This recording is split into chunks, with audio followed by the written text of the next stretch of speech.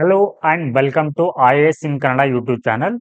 Today in this session we are going to discuss the Vision Magazine monthly current affairs. So ಇಲ್ಲಿ ನಾವು ಮೇ ತಿಂಗಳ ಒಂದು current affairs ಅನ್ನ analysis ಅನ್ನ ಮಾಡಲಿದ್ದೀವಿ. So ಈ ಮೇ ತಿಂಗಳಲ್ಲಿ ಕವರ್ ಆಗಿರುವಂತಹ ಮೇಜರ್ ಟಾಪಿಕ್ಸ್ ಯಾವ್ಯಾವ ಅಂತಂದ್ರೆ ಇಲ್ಲಿ ಪಾಲಿಟಿ ಅಂಡ್ ಗವರ್ನೆನ್ಸ್. ಸೊ ಇದು ನಮಗೆ GS2 ನಲ್ಲಿ ಬರುತ್ತೆ. ಸೊ ಈ ಒಂದು ಸಿಲೆಬಸ್. ನೆಕ್ಸ್ಟ್ ಅಲ್ಲಿ ಇಂಟರ್ನ್ಯಾಷನಲ್ ರಿಲೇಷನ್, ಅಂತಾರಾಷ್ಟ್ರೀಯ ಸಂಬಂಧಗಳನ್ನ ನಾವು GS ಪೇಪರ್ 2 ನಲ್ಲಿ ಸ್ಟಡಿ ಮಾಡ್ತೀವಿ. ನೆಕ್ಸ್ಟ್ ಇಲ್ಲಿ ಎಕಾನಮಿ ಇದೆ. ಸೊ ಎಕಾನಮಿ ನಮ್ಗೆ GS ಪೇಪರ್ 3 ನಲ್ಲಿ ಬರುತ್ತೆ. GS ಪೇಪರ್ 3 ಅಂಡ್ ಸೆಕ್ಯೂರಿಟಿ ಅಂದ್ರೆ ಇಂಟರ್ನಲ್ ಸೆಕ್ಯೂರಿಟಿ, ಆಂತರಿಕ ಭದ್ರತೆ, ಇದನ್ನು ಕೂಡ ನಾವು GS ಪೇಪರ್ 3 ನಲ್ಲಿ ಸ್ಟಡಿ ಮಾಡ್ತೀವಿ. ಸೊ ನೆಕ್ಸ್ಟ್ ಎನ್ವಿರಾನ್ಮೆಂಟ್ ಬಗ್ಗೆ ಕೂಡ ಕೊಟ್ಟಿದ್ದಾರೆ. ಸೊ ಇದು GS ಪೇಪರ್ 3 ನಲ್ಲಿ ಬರುತ್ತೆ. ಸೊ ನೆಕ್ಸ್ಟ್ ಇಲ್ಲಿ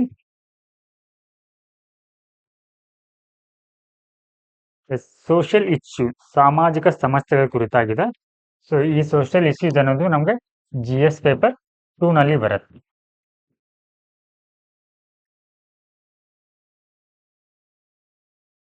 ಹಾಗೆ ಸೈನ್ಸ್ ಅಂಡ್ ಟೆಕ್ನಾಲಜಿ ಕೂಡ ಸೊ ಈ ಒಂದು ತಿಂಗಳಲ್ಲಿ ಕವರ್ ಆಗಿದೆ. ಸೊ ಸೈನ್ಸ್ ಅಂಡ್ ಟೆಕ್ನಾಲಜಿ ನಮಗೆ GS ಪೇಪರ್ 3 ನಲ್ಲಿ ಬರುತ್ತೆ. Next art and culture. So art and culture GS paper 1 ನಲ್ಲಿ ಇದೆ. Next ethics, so separate section GS paper 4 ನಲ್ಲಿ ಬರುತ್ತೆ. ಹಾಗೆ ಸ್ಕೀಮ್ಸ್ ಇನ್ ನ್ಯೂಸ್.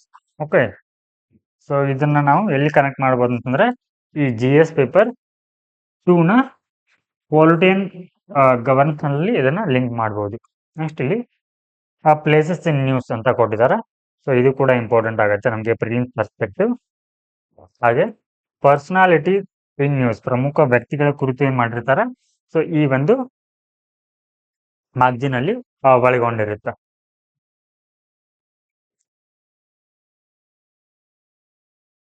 ನಾವು let us see the articles in detail.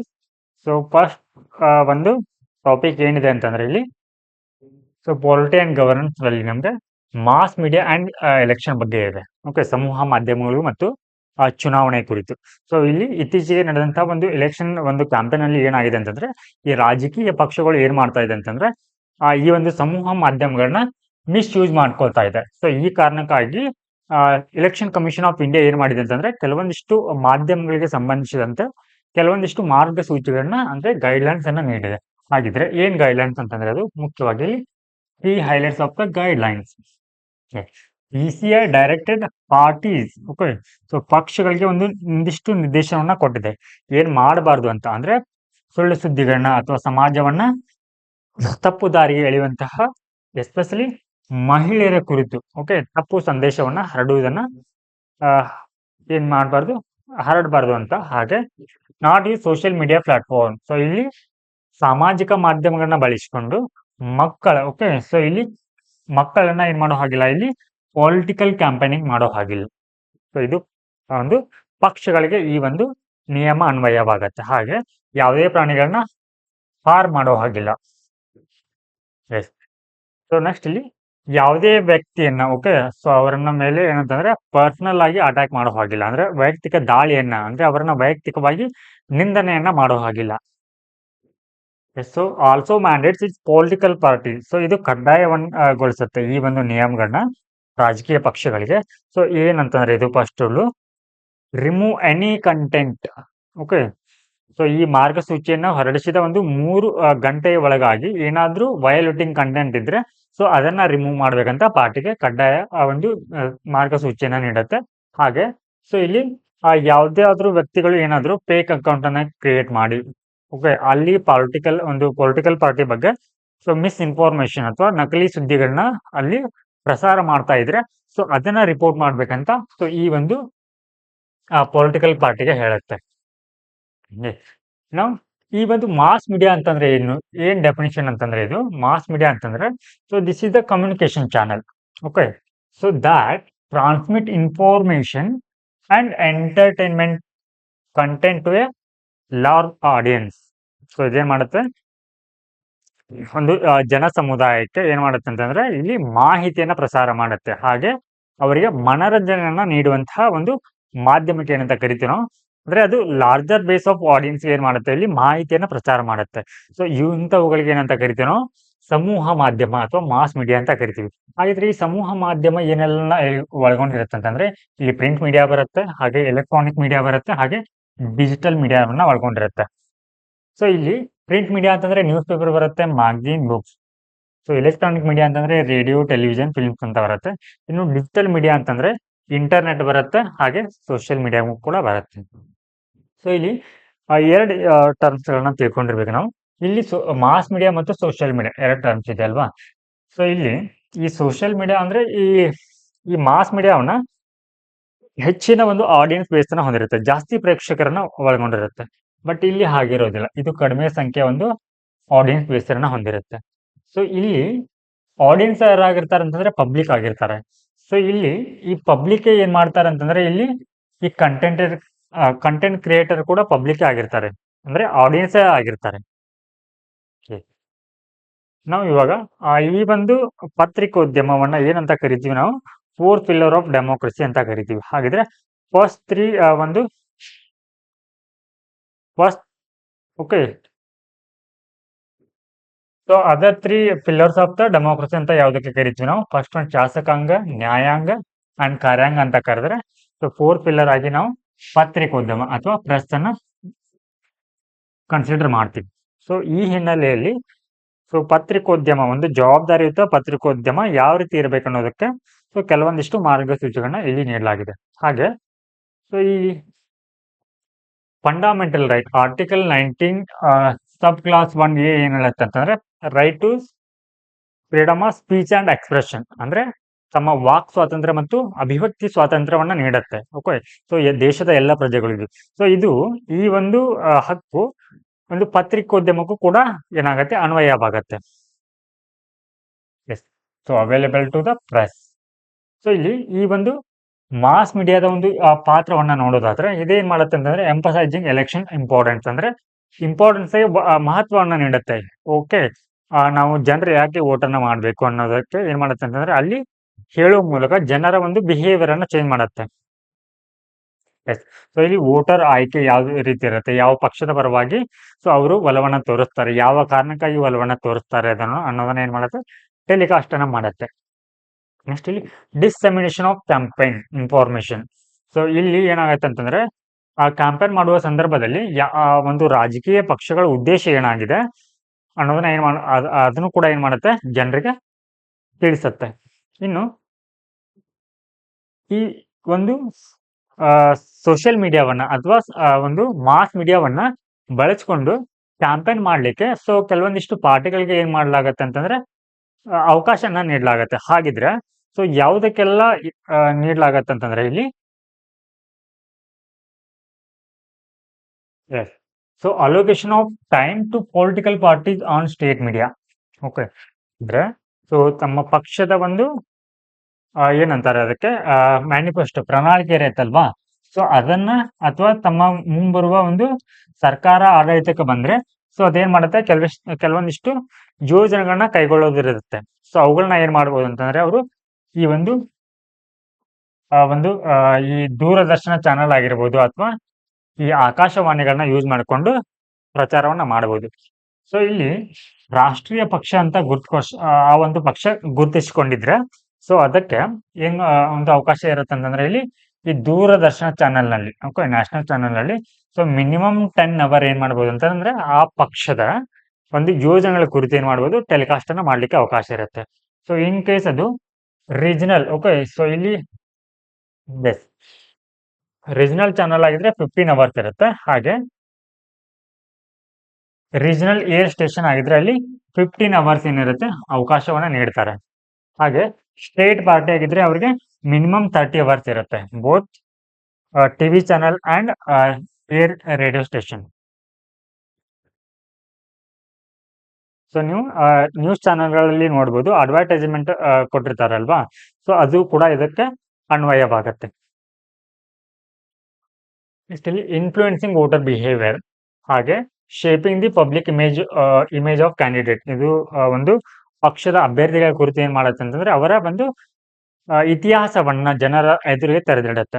So ಇಲ್ಲಿ ಇತ್ತೀಚೆಗೆ ಆಯ್ಕೆ ಆಗಿರುವಂತಹ ಒಂದು ಲೋಕಸಭೆಯಲ್ಲಿ ಅಂದ್ರೆ 18th ಲೋಕಸಭೆಯ ಒಟ್ಟಾರೆ 543 ಕ್ಯಾಂಡಿಡೇಟ್ಗಳಲ್ಲಿ ಸೊ ಇಲ್ಲಿ 46% ಒಂದು ಕ್ಯಾಂಡಿಡೇಟ್ಗಳ ಮೇಲೆ ಏನಿದೆ ಅಂತಂದ್ರೆ 46% ಅಂದ್ರೆ 251 ಅಭ್ಯರ್ಥಿಗಳು ಸೊ ಇಲ್ಲಿ ಅಪರಾಧ ಅಂದ್ರೆ ಕ್ರಿಮಿನಲ್ ಕೇಸಸ್ ಇದೆ ಇವ್ರ ಮೇಲೆ. ಸೊ ಇಂತಹ ಮಾಹಿತಿಯನ್ನ ಏನ್ ನೀಡುತ್ತೆ ಅಂತಂದ್ರೆ ಸೊ ಈ ಒಂದು ಸಮೂಹ ಮಾಧ್ಯಮಗಳು ಜನರ ಮುಂದೆ ತೆರೆದಿಡುತ್ತೆ. Yes. So facilitating policy discussion. So ಈ ಒಂದು ಸಮೂಹ ಮಾಧ್ಯಮಗಳಲ್ಲಿ ಏನ್ ಮಾಡ್ತಾರೆ ಅಂತಂದ್ರೆ ಸೊ ಆ ಒಂದು ರಾಜಕೀಯ ಪಕ್ಷಗಳ ವಕ್ತಾರನ ಅಥವಾ ಸ್ಪೋಕ್ ಪರ್ಸನ್ ನ ಕರೆಸಿ ಏನ್ ಮಾಡ್ತಾರೆ, ಇಲ್ಲಿ ಪೊಲಿಟಿಕಲ್ ಡಿಬೇಟ್ ಅನ್ನ ಮಾಡ್ತಾರೆ. ಸೊ ಇದು ಏನಾಗುತ್ತೆ, ಈ ಸಮೂಹ ಮಾಧ್ಯಮಗಳಿಂದ ಸೊ ಇಷ್ಟೆಲ್ಲ ಸಾಧ್ಯವಾಗುತ್ತೆ. ಹಾಗಿದ್ರೆ ಈ ಸಮೂಹ ಮಾಧ್ಯಮಗಳು ಯಾವೆಲ್ಲ ಒಂದು ಸಮಸ್ಯೆಗಳನ್ನ ಅಂದ್ರೆ ಎಲೆಕ್ಷನ್ ಪ್ರೊಸೆಸ್ ಅಲ್ಲಿ ಎದುರಿಸುತ್ತೆ ಅನ್ನೋದು ಇಲ್ಲಿ ಥ್ರೆಟ್ ಟು ಸಾವರ್ನಿಟಿ. ಸೊ ಇಲ್ಲಿ ಏನ್ ಮಾಡ್ತಾರೆ ಅಂತಂದ್ರೆ ಕೆಲವೊಂದಿಷ್ಟು ಮಾಧ್ಯಮಗಳು ಏನ್ ಮಾಡುತ್ತೆ, ಸ್ಪೆಸಿಫಿಕ್ ಆಗಿ ಕೆಲವೊಂದು ಪಕ್ಷಗಳನ್ನ ಅಥವಾ ಕೆಲವೊಂದು ವ್ಯಕ್ತಿಗಳನ್ನ ಏನ್ ಮಾಡತ್ತೆ ಅಂತಂದ್ರೆ ಅವರನ್ನ ಟಾರ್ಗೆಟ್ ಮಾಡಿ ನ್ಯೂಸ್ ಅನ್ನ ಸ್ಪ್ರೆಡ್ ಮಾಡುತ್ತೆ. ಎಸ್. ಸೊ ಫಾರ್ ಎಕ್ಸಾಂಪಲ್ ಇವಾಗ ಇಲ್ಲಿ 2016ರ ಒಂದು US ಪ್ರೆಸಿಡೆಂಟ್ ಎಲೆಕ್ಷನ್ ಸಂದರ್ಭದಲ್ಲಿ ಏನ್ ಮಾಡಿತ್ತು ಅಂತಂದ್ರೆ ಆ ಇಲೆಕ್ಷನ್ ಒಂದು ರಿಸಲ್ಟ್ ಮೇಲೆ ಪ್ರಭಾವವನ್ನ ಬೀರ್ಲಿಕ್ಕೆ ರಷ್ಯಾ ಏನ್ ಮಾಡಿತ್ತು ಅಂತಂದ್ರೆ ಸೊ ಇಲ್ಲಿ ಸೋಷಿಯಲ್ ಮೀಡಿಯಾವನ್ನ ಮಿಸ್ಯೂಸ್ ಮಾಡ್ಕೊಂಡಿತ್ತು. ಹಾಗೆ ಮಿಸ್ಇನ್ಫಾರ್ಮೇಶನ್. ಓಕೆ. ಸೊ ಇಲ್ಲಿ ಏನ್ ಮಾಡಲಾಗತ್ತೆ ಅಂತಂದ್ರೆ ಮ್ಯಾನಿಪುಲೇಟ್ ಕಂಟೆಂಟ್ ಅಂದ್ರೆ ಸೊ ಇಲ್ಲಿ ನಕಲಿ ಸುದ್ದಿಗಳನ್ನ, ಓಕೆ, ಅವಾಸ್ತವಿಕ ಸುದ್ದಿಗಳನ್ನ ಏನ್ ಮಾಡಲಾಗತ್ತೆ ಇಲ್ಲಿ ಟೆಲಿಕಾಸ್ಟ್ ಅನ್ನ ಮಾಡಲಾಗತ್ತೆ. ಎಸ್. ನೆಕ್ಸ್ಟ್ ಇಲ್ಲಿ ಏನಂತಂದ್ರೆ AI ಜನರೇಟೆಡ್ ಡಿಬೇಕ್ಸ್ ಅಂತ ಬರುತ್ತೆ. ಸೊ ಇಲ್ಲಿ ರಾಜಕೀಯ ವ್ಯಕ್ತಿಗಳನ್ನ ಹೇಳಿಕೆಗಳನ್ನ ತಿರುಚಿ ಏನ್ ಮಾಡಲಾಗತ್ತೆ, ಸೊ ಅವರೇ ಹೇಳಿದಾರೆ ಅನ್ನೋ ಹಾಗೆ ಸೊ ಇಲ್ಲಿ ಏನ್ ಒಂದು ವೈಲೆಂಟ್ ಕಂಟೆಂಟ್ ಅನ್ನ ಏನ್ ಮಾಡ್ತಾರೆ, ರೆಡಿ ಮಾಡ್ತಾರೆ. ಸೊ ಇತ್ತೀಚೆಗೆ ಏನಾಗ್ತಾ ಇದೆ ಅಂತಂದ್ರೆ ಈ ಒಂದು ಟ್ರೆಡಿಷನಲ್ ಒಂದು ಮಾಸ್ ಮೀಡಿಯಾ ಬದಲಾಗಿ ಇತ್ತೀಚೆಗೆ ಯೂಟ್ಯೂಬರ್ಸ್, ಓಕೆ, ಸೊ ಇಲ್ಲಿ ಯೂಟ್ಯೂಬ್ ಕಂಟೆಂಟರ್ ಹುಟ್ಕೊಂಡಿದ್ದಾರೆ. ಅವರು ಏನ್ ಮಾಡಿದಾರೆ ಅಂತಂದ್ರೆ ಪ್ರತ್ಯೇಕವಾಗಿ ನ್ಯೂಸ್ ಅನಲೈಸಿಸ್ ಅನ್ನ ಮಾಡ್ತಾರೆ. ಓಕೆ. ಸೊ ಇಲ್ಲಿ ಆ ಒಂದು ಯೂಟ್ಯೂಬ್ ಕಂಟೆಂಟರ್ ಹೇಗಿರತ್ತೆ ಅಂತಂದ್ರೆ ಅವ್ರದ್ದು ಒಂದು ನ್ಯೂಸ್ ತಮ್ಮ ಒಂದು ದೃಷ್ಟಿಕೋನದಲ್ಲಿ ಅವರು ವ್ಯೂವನ್ನ ಹಂಚ್ಕೊಳ್ತಾರೆ. ಅಂದ್ರೆ ಅದು ಜನಾಭಿಪ್ರಾಯಕ್ಕೆ ಏನಾಗಿರುತ್ತೆ ಅಂದ್ರೆ ಕೆಲವೊಂದು ಬಾರಿ ವಿರುದ್ಧವಾಗಿರುತ್ತೆ.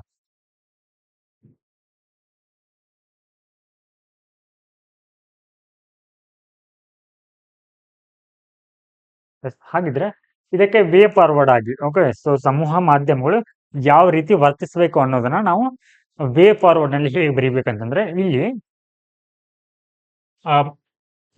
ಪ್ರೆಸ್ ಕೌನ್ಸಿಲ್ ಆಫ್ ಇಂಡಿಯಾ ಅಂತ ಬರುತ್ತೆ. ಸೊ ಇದು ಕೆಲವೊಂದಿಷ್ಟು ಮಾರ್ಗಸೂಚಿಗಳನ್ನ ಹೊರಡಿಸಿದೆ. ಏನಂತಂದ್ರೆ ಸೊ ಮಾಧ್ಯಮಗಳು ಏನ್ ಮಾಡ್ಬೇಕಂದ್ರೆ ಗಿವ್ ಅಬ್ಜೆಕ್ಟಿವ್ ಒಂದು ನ್ಯೂಸ್ ಅನ್ನ ಕೊಡ್ಬೇಕಂತ ಅಥವಾ ರಿಪೋರ್ಟ್ಸ್ ಅನ್ನ ನೀಡಬೇಕು ಅಂದ್ರೆ ವಸ್ತುನಿಷ್ಠ. ಓಕೆ. ಸೊ ಇಲ್ಲಿ ಸಾಕ್ಷ್ಯ ಸಮೇತ ಏನ್ ಮಾಡ್ಬೇಕಂತಂದ್ರೆ ಇಲ್ಲಿ ಮಾಹಿತಿಯನ್ನ ನೀಡಬೇಕು. ಹಾಗೆ ಯಾವುದೇ ಒಂದು ದ್ವೇಷದಿಂದ ಕೂಡಿದಂತ ಮಾಹಿತಿಯನ್ನ ಪ್ರಸಾರ ಮಾಡಬಾರ್ದು ಅಂತ press council of press council of India ಹೇಳುತ್ತೆ. ನೆಕ್ಸ್ಟ್ ಇಲ್ಲಿ ಅಡಿಷನ್ ಅಂತಂದ್ರೆ ಸೊ ಈ ಮಾಧ್ಯಮಗಳನ್ನ ದುರ್ಬಳಕೆ ಮಾಡಿಕೊಳ್ಳುವುದನ್ನ ತಡೆಗಟ್ಟಲಿಕ್ಕೆ ಕೆಲವೊಂದಿಷ್ಟು ಕ್ರಮಗಳನ್ನ ನಾವಿಲ್ಲಿ ಕೈಗೊಳ್ಬಹುದು.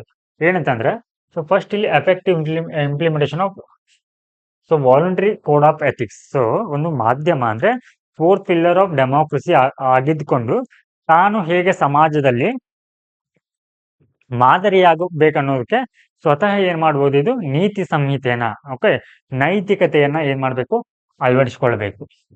ಹಾಗೆ ಸೊ ಇಲ್ಲಿ ಎನ್ಹ್ಯಾನ್ಸ್ ಸೋಷಿಯಲ್ ಮೀಡಿಯಾ ಮಾನಿಟರ್ ಅಂದ್ರೆ ಇವಾಗ ಸುಳ್ಳು ಸುದ್ದಿಯನ್ನ ಹರಡುವಂತಹ ಮಾಧ್ಯಮಗಳ ಮೇಲೆ ಕಣ್ಗಾವಲನ್ನ ಇಡುವಂತದ್ದು ಅಥವಾ ಅವುಗಳಿಗೆ ಶಿಕ್ಷೆಯನ್ನ ಅಥವಾ ಅವುಗಳನ್ನ ಬ್ಯಾನ್ ಮಾಡುವ ಮೂಲಕ ಸೊ ಅವುಗಳನ್ನ ಏನ್ ಮಾಡಬಹುದು, ಸರಿಯಾಗಿ ನಿಯಂತ್ರಣವನ್ನ ಮಾಡಬೇಕು.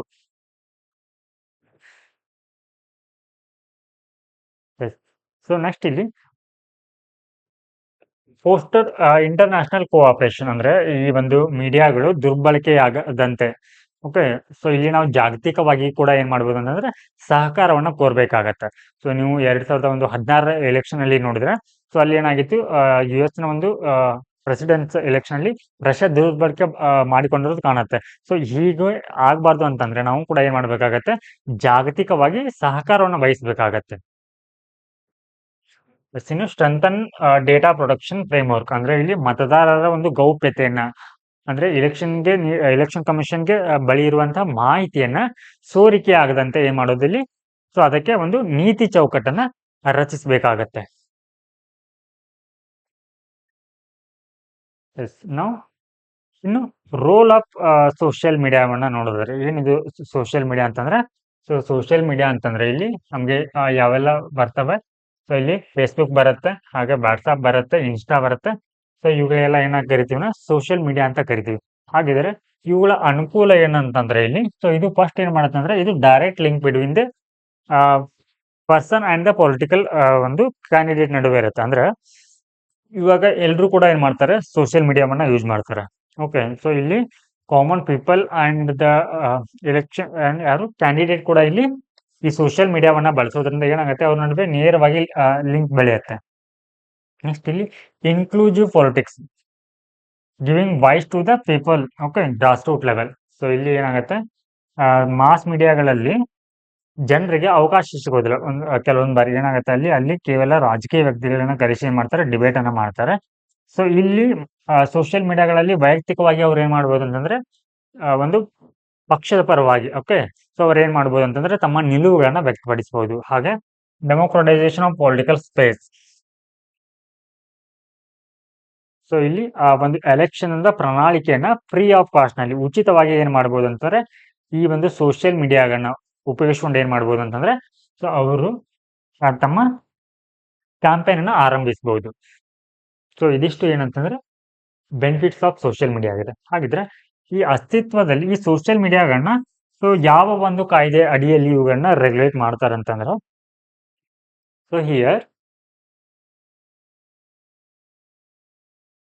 ದ ಇನ್ಫಾರ್ಮೇಶನ್ ಟೆಕ್ನಾಲಜಿ ಆಕ್ಟ್ 2000 ಅಂತ ಬರುತ್ತೆ. ಸೊ ಇದೇನ್ ಮಾಡತ್ತಂದ್ರೆ ಎಲ್ಲ ಒಂದು ಎಲೆಕ್ಟ್ರಾನಿಕ್ ಕಮ್ಯುನಿಕೇಶನ್ ಹಾಗೆ ಸೋಷಿಯಲ್ ಮೀಡಿಯಾಗಳನ್ನ ಏನ್ ಮಾಡುತ್ತೆ, ರೆಗ್ಯುಲೇಟ್ ಮಾಡುತ್ತೆ. ಹಾಗೆ the information technology intermediary guidelines and digital media ethics code ಅಂತ ಬರುತ್ತೆ, ರೆಗ್ಯುಲೇಷನ್ 2021.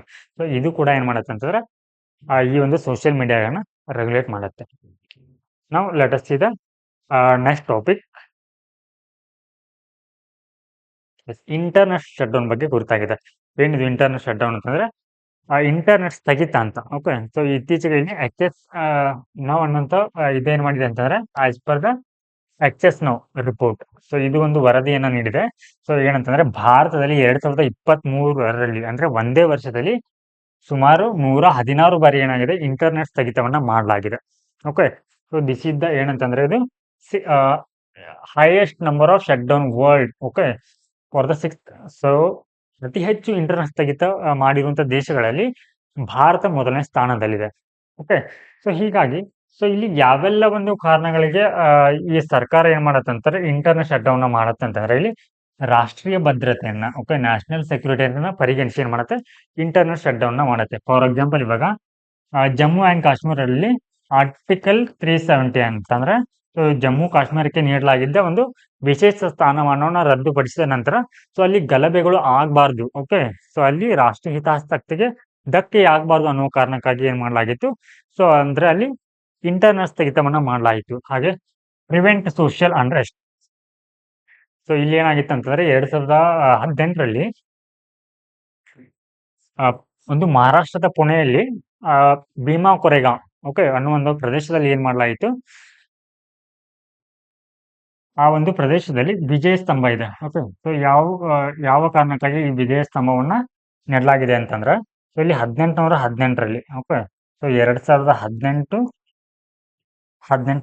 ಅಂದ್ರೆ 200 ವರ್ಷ. ಓಕೆ, ಸೊ 200 ವರ್ಷ ಆದ ನಂತರ ಸೊ ಇಲ್ಲಿ 1818ರಲ್ಲಿ ಏನಾಗಿತ್ತು ಅಂತಂದ್ರೆ, ಸೊ ಈ ಪೇಶ್ವೆ ಮತ್ತು ಬ್ರಿಟಿಷರ ನಡುವೆ ಏನಾಗುತ್ತೆ, ಯುದ್ಧ ನಡೆಯುತ್ತೆ. ಓಕೆ, ಈ ಪೇಶ್ವೆಗಳಂತಂದ್ರೆ ಇವರು ಮೂಲವಾಗಿ ಮೇಲ್ಜಾತಿಗೆ ಪಟ್ಟಿರೋರಾಗಿರ್ತಾರೆ. ಸೊ ಬ್ರಿಟಿಷ್ ಸೈನ್ಯದಲ್ಲಿ ಏನಿರುತ್ತೆ ಅಂತಂದ್ರೆ ಇಲ್ಲಿ ದಲಿತ ಒಂದು ವ್ಯಕ್ತಿಗಳು ಏನಿರ್ತಾರೆ ಇಲ್ಲಿ ಆ ಸೈನ್ಯದಲ್ಲಿ ಸೇರಿರ್ತಾರೆ. ಸೊ ಈ ದಲಿತ ಸೈನ್ಯ ಏನ್ ಮಾಡತ್ತೆ ಅಂತಂದ್ರೆ ಈ ಮೇಲ್ಜಾತಿಗೆ ಸೇರಿದಂತ ಪೇಶ್ವೆಗಳನ್ನ ಹೋರಾಟದಲ್ಲಿ ಸೋಲಿಸುತ್ತೆ. ಸೊ ಇದರ ಒಂದು ನೆನಪಿಗಾಗಿ ಅವ್ರು ಏನ್ ಮಾಡ್ತಾರೆ ಅಂತಂದ್ರೆ ಇಲ್ಲಿ ವಿಜಯ ಸ್ತಂಭವನ್ನ ಸ್ಥಾಪನೆ ಮಾಡಿರ್ತಾರೆ. ಸೊ ಇದನ್ನ ಏನ್ ಮಾಡ್ತಾರೆ ಅಂತಂದ್ರೆ ಈ ಒಂದು 2018ರಲ್ಲಿ ಸರಿಯಾಗಿ 200 ವರ್ಷ ಆಗತ್ತಲ್ವಾ? ಸೊ ಅದರ ಒಂದು ವಿಜಯೋತ್ಸವನ ಆಚರಿಸಲಿಕ್ಕೆ ಸೇರುತ್ತಾರೆ. ಸೊ ಈ ಸಂದರ್ಭದಲ್ಲಿ ಕೂಡ ಏನಂತಂದ್ರೆ, ಸೊ ಗಲಭೆಗಳು ಆಗಬಾರ್ದು ಅನ್ನೋ ಕಾರಣಕ್ಕಾಗಿ ಅಲ್ಲಿ ಏನ್ ಮಾಡಲಾಗಿದೆ, ಇಂಟರ್ನೆಟ್ ಸ್ಥಗಿತವನ್ನ ಮಾಡ್ತಾರೆ. ಇನ್ನು ಪ್ರಿವೆಂಟಿಂಗ್ ಚೀಟಿಂಗ್. ಓಕೆ. ಸೊ ಇತ್ತೀಚೆಗೆ ಏನಾಗ್ತಾ ಇದೆ ಅಂದ್ರೆ ಪರೀಕ್ಷೆಗಳಲ್ಲಿ ಅಕ್ರಮ ನಡೀತಾ ಇದೆ. ಏನಕ್ಕೆ ಅಂತಂದ್ರೆ ಅಲ್ಲಿ ಒಂದು ಬ್ಲೂಟೂತ್ ಕನೆಕ್ಷನ್ ಅಥವಾ ಇಂಟರ್ನೆಟ್ ಮೂಲಕ ಮಾಹಿತಿಯನ್ನ ಅಥವಾ ಪೇಪರ್ ಲೀಕ್ ಮಾಡುವ ಮೂಲಕ ಏನಾಗುತ್ತೆ ಅಲ್ಲಿ ಆ ಪರೀಕ್ಷೆಗಳಲ್ಲಿ ಅಕ್ರಮ ನಡೀತಾ ಇದೆ. ಓಕೆ. ಅಂತ ಸಂದರ್ಭಗಳು ಕೂಡ ಏನ್ ಮಾಡ್ತಾರೆ ಇಲ್ಲಿ ಇಂಟರ್ನೆಟ್ ಶಟ್ ಡೌನ್ ಮಾಡ್ತಾರೆ. ಹಾಗೆ ಸೆಕ್ಯೂರಿಟಿ ಅಂಡ್ ಪಬ್ಲಿಕ್ ಆರ್ಡರ್. ಉದಾಹರಣೆಗೆ ಇಲ್ಲಿ ಮಣಿಪುರದಲ್ಲಿ ನೀವು ನೋಡಿರ್ಬೋದು. ಅಲ್ಲಿ ಕುಕ್ಕಿ ಮತ್ತು ಮೈತೈ ಎನ್ನುವಂತಹ ಬುಡಕಟ್ಟು ಸಮುದಾಯ ನಡುವೆ ಅಲ್ಲಿ ಏನಾಗಿತ್ತು, ಗಲಭೆ ಎದ್ದಿತ್ತು. ಸೊ ಹೀಗಾಗಿ ಆ ಸಂದರ್ಭದಲ್ಲಿ ಕೂಡ ಏನ್ ಮಾಡಿತ್ತು, ಸರ್ಕಾರ ಇಂಟರ್ನೆಟ್ ಶಟ್ ಡೌನ್ ಮಾಡಿತ್ತು. ಸೊ ಇಲ್ಲಿ ಮೇಜರ್ ಕಾರಣ ಏನಂತಂದ್ರೆ ಆ ರೀತಿ ಶಟ್ ಡೌನ್ ಮಾಡೋದ್ರಿಂದ ಏನಾಗತ್ತೆ ಅಂತಂದ್ರೆ, ಸೊ ಇಲ್ಲಿ ಅಂದ್ರೆ ಲೋಕಲ್ ಅಲ್ಲಿ ನಡೆದಿರುವಂತ ಒಂದು ಗಲಭೆಗಳು ಅದು ಸ್ಪ್ರೆಡ್ ಆಗೋದಿಲ್ಲ. ಅಂದ್ರೆ ಬೇರೆ ಪ್ರದೇಶಗಳಿಗೆ ಏನಾಗೋದಿಲ್ಲ, ಅದು ಸ್ಪ್ರೆಡ್ ಆಗದೆ ಅಲ್ಲೇ ಉಳಿದು ಬಿಡತ್ತೆ. ಅಂದ್ರೆ ಹಿಂಸಾಚಾರಕ್ಕೆ ಇದು ಮತ್ತಷ್ಟು ಅವಕಾಶವನ್ನ ಮಾಡಿಕೊಡೋದಿಲ್ಲ. ಎಸ್. ಹಾಗಿದ್ರೆ ಈ ಇಂಟರ್ನೆಟ್ ಶಟ್ ಡೌನ್ ಮಾಡ್ಲಿಕ್ಕೆ ಸೊ ಇದಕ್ಕೆ ಯಾವೆಲ್ಲ ಪ್ರೊವಿಜನ್ಗಳನ್ನ ಯಾವೆಲ್ಲ ಕಾಯ್ದೆಗಳಲ್ಲಿ ನೀಡಲಾಗಿದೆ ಅಂತಂದ್ರೆ ಇಲ್ಲಿ ಸೊ ಇಲ್ಲಿ suspension of telecom services including internet shut down is govern by the telecom. Okay. Temporary suspension of telecom services ಅಂತ ಬರುತ್ತೆ. ಸೊ ಇದರ ಒಂದು ಪ್ರೊವಿಷನ್ ಪ್ರಕಾರ, ಹಾಗೆ ರೂಲ್ಸ್ 2017, ಹಾಗೆ ಇಂಡಿಯನ್ ಟೆಲಿಗ್ರಾಫ್ ಆಕ್ಟ್ 1885 ಬರುತ್ತೆ. ಸೊ ಇದರಲ್ಲಿರುವ ಪ್ರೊವಿಷನ್ಗಳ ಅನ್ವಯ ಏನ್ ಮಾಡುತ್ತೆ ಅಂತಂದ್ರೆ ಸರ್ಕಾರ ಓಕೆ ಇಂಟರ್ನೆಟ್ ಶಟ್ ಡೌನ್ ಮಾಡುತ್ತೆ.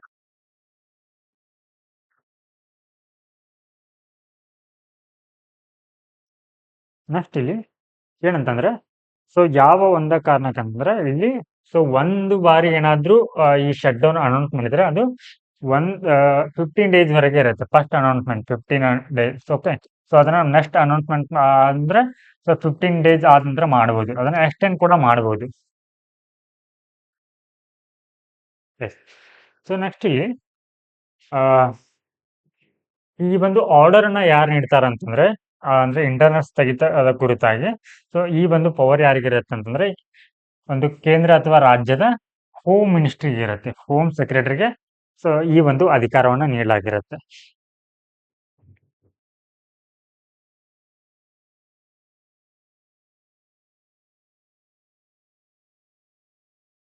ಎಸ್. ಸೊ ಈ ಇಂಟರ್ನೆಟ್ ಸ್ಥಗಿತ ಕುರಿತು ಸೊ ಸುಪ್ರೀಂ ಕೋರ್ಟ್ ಈ ಒಂದು Anuradha basin versus union of India others. So ಈ ಒಂದು ಪ್ರಕರಣದಲ್ಲಿ ಸೊ ಸುಪ್ರೀಂ ಕೋರ್ಟ್ ಏನ್ ತೀರ್ಪನ್ನ ನೀಡಿದೆ ಅಂತಂದ್ರೆ, freedom of speech and expression is the integral part of article 19 sub clause 1A ಅಂತ ಹೇಳಿದೆ. ಓಕೆ. ಅಂದ್ರೆ ಇಲ್ಲಿ ವಾಕ್ ಮತ್ತು ಅಭಿವ್ಯಕ್ತಿ ಸ್ವಾತಂತ್ರ್ಯ ಏನಾಗಿದೆ, ಸೊ ನಮಗೆ ವಿಧಿ 19 ಅಲ್ಲಿ ಬರುವಂತಹ ಒಂದು ಮೂಲಭೂತ ಹಕ್ಕಾಗಿದೆ. ಸೊ ಇದನ್ನ ಇಂಟರ್ನೆಟ್ ಸ್ಥಗಿತವನ್ನ ಮಾಡಿದ್ರೆ ಜನರು ಯಾವ ರೀತಿ ಇಲ್ಲಿ ತಮ್ಮ ಅಭಿಪ್ರಾಯಗಳನ್ನ ಹಂಚಿಕೊಳ್ಳಲಿಕ್ಕೆ ಏನಾಗತ್ತೆ, ಅವರಿಗೆ ಒಂದು ಅಡಚಣೆ ಉಂಟಾಗತ್ತೆ ಅಂತ ಹೇಳಿದೆ. ಹಾಗಿದ್ರೆ ಸೊ ಇಲ್ಲಿ ಅದು ಮುಂದುವರೆದು ಕೆಲವೊಂದಿಷ್ಟು ನಿರ್ದೇಶನಗಳನ್ನ ಕೊಡುತ್ತೆ. ಏನ್ ನಿರ್ದೇಶನವನ್ನ ನೀಡತ್ತೆ ಅಂತಂದ್ರೆ ಇಲ್ಲಿ ನೀವು ಇಂಟರ್ನೆಟ್ ಸ್ಥಗಿತವನ್ನ ತಾತ್ಕಾಲಿಕವಾಗಿರಬೇಕದು. ಓಕೆ. ಹಾಗೆ ಈ ಒಂದು ಇಂಟರ್ನೆಟ್ ಸ್ಥಗಿತ ಮಾಡಿರುವ ಒಂದು ಸರ್ಕಾರದ ನಿರ್ಧಾರವನ್ನ ಇಲ್ಲಿ ನ್ಯಾಯಿಕ ವಿಮರ್ಶೆ ಜುಡಿಷಿಯಲ್ ರಿವ್ಯೂಗೆ ಒಳಪಡಿಸಲಾಗತ್ತೆ ಅಂತ ಸೊ ಈ ಒಂದು ಪ್ರಕರಣದಲ್ಲಿ ಹೇಳಿದೆ. ಸೊ ಇನ್ ಕೇಸ್ ನಿಮಗೆ ಪ್ರಿಲಿಮ್ಸ್ ನಲ್ಲಿ ಸೊ ಈ ಒಂದು ಕೇಸನ್ನ ಕೊಟ್ಟು ಇದು ಯಾವುದಕ್ಕೆ ರಿಲೇಟೆಡ್ ಆಗಿದೆ ಅಂತ ಕೇಳ್ಬೋದು. ಸೊ ಇದು ಇಂಟರ್ನೆಟ್ ಶಟ್ ಡೌನ್ ಕುರಿತಾಗಿ ಇದೆ. ಇದು ಇಂಟರ್ನೆಟ್ ಒಂದು ಶಟ್ ಡೌನ್ ಮಾಡೋದ್ರಿಂದ ಸೊ ಯಾವೆಲ್ಲ ರೀತಿಯ ಪರಿಣಾಮಗಳನ್ನು ಬೀರುತ್ತೆ ಅಂತಂದ್ರೆ ಇದು ಸೊ ಇಲ್ಲಿ ವಿದೇಶಿ ಹೂಡಿಕೆಯಲ್ಲಿ 2023ರಲ್ಲೇ ನೋಡಿದ್ರೆ ನಿಮ್ಗೆ ಸೊ 2023ರಲ್ಲಿ ವಿದೇಶಿ ಹೂಡಿಕೆಯಲ್ಲಿ ನಮಗೆ ಸರಿಸುಮಾರು $118 ಮಿಲಿಯನ್ ಏನಾಗಿದೆ ಭಾರತಕ್ಕೆ ಲಾಸ್ ಆಗಿದೆ. ಓಕೆ. ಸೊ ನೆಕ್ಸ್ಟ್ ಇಲ್ಲಿ ಒಂದು ದಿನ ಇಂಟರ್ನೆಟ್ ಶಟ್ ಡೌನ್ ಆದ್ರೆ ಸುಮಾರು 379 ಜನರು ಏನಾಗ್ತಾರೆ ಇಲ್ಲಿ ಅನ್ಎಂಪ್ಲಾಯ್ಡ್ ಆಗ್ತಾರೆ. ಎಸ್. ಇನ್ನು ಈ ಒಂದು ಇಂಟರ್ನೆಟ್ ಸ್ಥಗಿತ ಮಾಡೋದ್ರಿಂದ ಸೊ ನಮ್ಮ ಮೂಲಭೂತ ಹಕ್ಕುಗಳು ಏನಾಗುತ್ತೆ, ಉಲ್ಲಂಘನೆ ಆಗುತ್ತೆ. ಹಾಗಿದ್ರೆ ಯಾವ ಮೂಲಭೂತ ಹಕ್ಕುಗಳು ಉಲ್ಲಂಘನೆ ಆಗುತ್ತೆ ಅಂತಂದ್ರೆ ಇಲ್ಲಿ access to information. Okay. So ಅಂದ್ರೆ ನಾವ್ ಏನ್ ಮಾಡ್ತೀವಿ, ಮಾಧ್ಯಮಗಳ ಮೂಲಕ ಅಥವಾ ಸೋಷಿಯಲ್ ಮೀಡಿಯಾಗಳ ಮೂಲಕ ಏನ್ ಮಾಡ್ತೀವಿ, ಮಾಹಿತಿಯನ್ನು ಪಡ್ಕೊಳ್ತೀವಿ. ಓಕೆ. ಆ ಮಾಹಿತಿ ಪಡೆದುಕೊಳ್ಳುವುದು ಕೂಡ ಒಂದು ಏನಾಗಿದೆ, ನಮ್ದು ಫಂಡಮೆಂಟಲ್ ರೈಟ್ ಆಗಿದೆ. ಓಕೆ. ಸೊ ಸ್ಥಗಿತ ಆಗೋದ್ರಿಂದ ಕೂಡ ಏನಾಗುತ್ತೆ, ಇದು ಈ ಒಂದು ಹಕ್ಕು ಉಲ್ಲಂಘನೆ ಆಗತ್ತೆ. ಹಾಗೆ digital freedom and okay freedom and fundamental human rights. Okay. So ಇಲ್ಲಿ ಡಿಜಿಟಲ್ ಆಗಿ ಕೂಡ ಏನ್ ಮಾಡ್ಬೋದು ಅಂತಂದ್ರೆ ನಾವು ಕೆಲವೊಂದಿಷ್ಟು ಕಂಟೆಂಟ್ ಅನ್ನ ಶೇರ್ ಮಾಡ್ತೀವಿ. ಅದು ಕೂಡ ನಮ್ದು ಮೂಲಭೂತ ಅಂದ್ರೆ digital freedom. Okay. So digital freedom ಆಗಿರುತ್ತೆ. ಸೊ ಇದು ಕೂಡ ಏನಾಗುತ್ತೆ, ಇಂಟರ್ನೆಟ್ ಸ್ಥಗಿತದೊಂದಿಗೆ ಉಲ್ಲಂಘನೆ ಆಗತ್ತೆ. ಇನ್ನು ಡಿಸಾಸ್ಟರ್ ಮ್ಯಾನೇಜ್ಮೆಂಟ್ ಸಂದರ್ಭದಲ್ಲಿ ಏನಾಗುತ್ತೆ ಅಂತಂದ್ರೆ, ಸೊ ಅಲ್ಲಿ ಯಾವ್ದಾದ್ರು ಪ್ರಕೃತಿಯ ವಿಕೋಪ ಬರುವ ಹಾಗಿದ್ರೆ, ಓಕೆ, ಅಥವಾ ಜೋರಾಗಿ ಮಳೆ ಅಥವಾ ಏನಾದ್ರೂ ಪ್ರವಾಹ ಬರುವ ಸಂದರ್ಭದಲ್ಲಿ ಏನ್ ಮಾಡುತ್ತೆ, ಇಲ್ಲಿ ಆ ಮುನ್ನೆಚ್ಚರಿಕೆನ ಕೊಡುತ್ತೆ. ಓಕೆ. ಸೊ ಕನ್ಸರ್ನ್ ಒಂದು ಏಜೆನ್ಸಿಗಳು ಏನ್ ಮಾಡುತ್ತೆ, ಮುನ್ನೆಚ್ಚರಿಕೆಯನ್ನ ಕೊಡುತ್ತೆ. ಹಾಗೆ ಅವ್ರಿಗೆ ಒಂದು ರಕ್ಷಣಾ ಕಾರ್ಯವನ್ನ ನೀಡಬೇಕಾಗಿರುತ್ತೆ. ಸೊ ಇಂಟರ್ನೆಟ್ ಸ್ಥಗಿತ ಮಾಡಿದ್ರೆ, ಸೊ ಈ ಒಂದು ಸುದ್ದಿ ಜನರಿಗೆ ಹೇಗೆ ತಲುಪತ್ತೆ? ಓಕೆ. ಸೊ ಇದು ಕೂಡ ಒಂದು ಇಶ್ಯೂ ಆಗತ್ತೆ. ನೆಕ್ಸ್ಟ್, ಇನ್ನು education and health care. So ಈ ಕೋವಿಡ್-19 ಬಂದ್ರ ನಂತರ ಏನಾಗಿದೆ ಅಂತಂದ್ರೆ, ಹೆಚ್ಚಾಗಿ ಆನ್ಲೈನ್ ಕೋರ್ಸ್ಗಳಿಗೆ ಹೆಚ್ಚಿನ ಬೇಡಿಕೆ ಬಂದಿದೆ.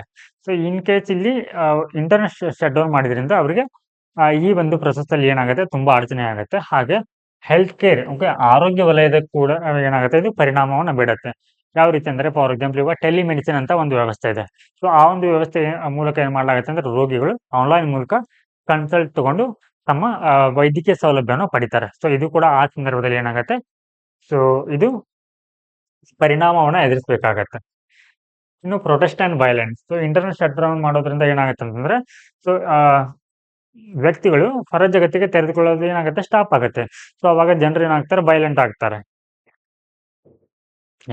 ಸೊ ಇಲ್ಲಿ human right abuse. Shut down ಮಾಡೋದ್ರಿಂದ ಏನಾಗುತ್ತೆ ಅಂತಂದ್ರೆ, ಇಲ್ಲಿ ಆ ಒಂದು ವ್ಯಕ್ತಿಗಳು ಕವರ್ ಆಗೋದಿಲ್ಲ ಅಥವಾ ಅದನ್ನ ಟೆಲಿಕಾಸ್ಟ್ ಮಾಡ್ಲಿಕ್ಕೆ ಬರೋದಿಲ್ಲ ಅನ್ನೋ ಕಾರಣಕ್ಕಾಗಿ ಆ ವ್ಯಕ್ತಿಗಳು ಏನ್ ಮಾಡ್ತಾರೆ ಅಂತಂದ್ರೆ, ಅವಾಗ ಸೊ ಜನರನ್ನ ಕೊಲ್ಲೋದಾಗಿರ್ಬೋದು, ಜೆಂಡರ್ ಬೇಸ್ ವೈಲೆನ್ಸ್ ಮಾಡೋದಾಗ್ಬೋದು, ಮಾಡುವಂತ ಕಾರ್ಯಗಳಿಗೆ ಇಳಿತಾರೆ. ಹಾಗಿದ್ರೆ ಇದಕ್ಕೆ ನಾವು ವೇ ಫಾರ್ವರ್ಡ್ ನಲ್ಲಿ ಏನ್ ಬರಿಬಹುದು ಅಂತಂದ್ರೆ, ಸೊ ಇಲ್ಲಿ ಪಾರ್ಲಿಮೆಂಟರಿ ಸ್ಟ್ಯಾಂಡಿಂಗ್ ಕಮಿಟಿ, ಓಕೆ, ಸಂಸದೀಯ ಒಂದು ಸ್ಥಾಯಿ ಸಮಿತಿ ಏನ್ ಮಾಡಿದೆ, ಕೆಲವೊಂದಿಷ್ಟು ಶಿಫಾರಸುಗಳನ್ನ ನೀಡಿದೆ. ಹಾಗಿದ್ರೆ ಆ ಶಿಫಾರಸುಗಳು ಏನು ಅಂತಂದ್ರೆ, ಇಲ್ಲಿ ಕೋಡಿಫೈನ್ ಡಿಫೈನ್ಡ್ ಪ್ಯಾರಾಮೀಟರ್ಸ್. ಸೊ ಇಲ್ಲಿ public emergency and public safety. Okay. So ಈ ಗ್ರೌಂಡ್ ನಲ್ಲಿ ಏನ್ ಮಾಡುತ್ತೆ ಅಂದ್ರೆ, ಸರ್ಕಾರ ಈ ಇಂಟರ್ನೆಟ್ ಶಟ್ ಡೌನ್ ಮಾಡುತ್ತೆ. ಸೊ ಇಲ್ಲಿ ಈ ಒಂದು ಸ್ಥಾಯಿ ಸಮಿತಿ ಏನ್ ಹೇಳುತ್ತೆ ಅಂದ್ರೆ, ಇವನು ಈ ಒಂದು ಪಬ್ಲಿಕ್ ಎಮರ್ಜೆನ್ಸಿ ಮತ್ತು ಪಬ್ಲಿಕ್ ಸೇಫ್ಟಿ ಅನ್ನೋದನ್ನ ಸರಿಯಾಗಿ ಡಿಫೈನ್ ಮಾಡಬೇಕು ಅಂತ ಹೇಳ್ತಾ ಇದೆ. ನೆಕ್ಸ್ಟ್ ಇಲ್ಲಿ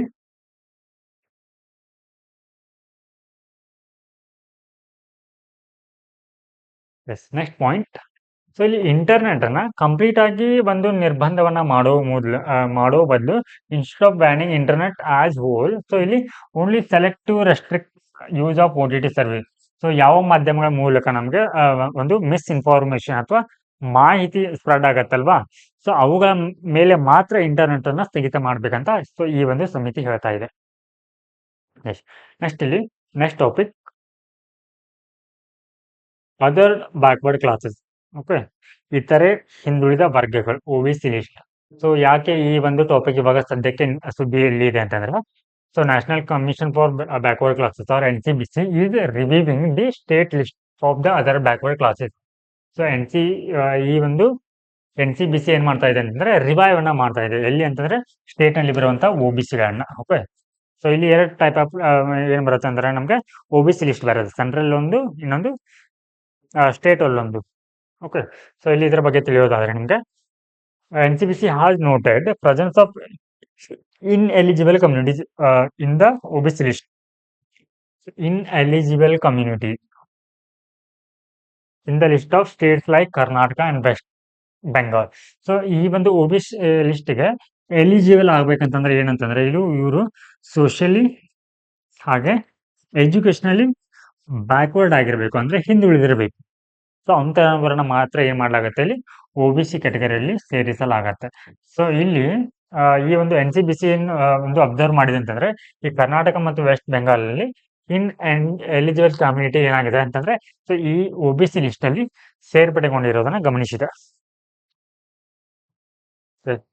so here it also solve request of Bengal to include various caste or community in the central OBC list.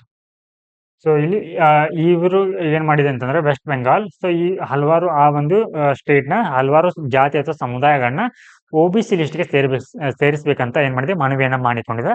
So ಇದನ್ನ ಈ ಒಂದು NCBC ಏನ್ ಮಾಡಿದೆ, ತಿರಸ್ಕಾರ ಮಾಡಿದೆ. ಸೊ ಇಲ್ಲಿ ಹಾಗೆ ಸೊ ಕೆಲವೊಂದು ರಾಜ್ಯಗಳು, ಕೇರಳ ಆಗಿರ್ಬೋದು, ಒಡಿಶಾ, ಬಿಹಾರ್ ಇಂತಹ ರಾಜ್ಯಗಳಲ್ಲಿ ಕೂಡ ಏನಂತಂದ್ರೆ ಸೊ ಒಬಿಸಿ ಲಿಸ್ಟ್ ನ ಕುರಿತಾಗಿ ಈ ಒಂದು NCBC ಏನ್ ಮಾಡ್ತಾ ಇದೆ, ರಿವ್ಯೂ ಅನ್ನ ಮಾಡ್ತಾ ಇದೆ. ಹಾಗೆ ಸೊ ಇಲ್ಲಿ ಈ ಒಂದು ಒಟ್ಟಾರೆ including OBC, SC, SC and others ಸೇರಿ ಒಟ್ಟಾರೆ reservation limit or ceiling limit ಎಷ್ಟಿರ್ಬೇಕಂತ ಹೇಳಿದೆ ಸುಪ್ರೀಂ ಕೋರ್ಟ್. ಇಂದಿರಾ ಸಾಹ್ನಿ ಒಂದು ಪ್ರಕರಣದಲ್ಲಿ 50% ಮೀರೋ ಹಾಗಿಲ್ಲ ಅಂತ ಹೇಳಿದೆ.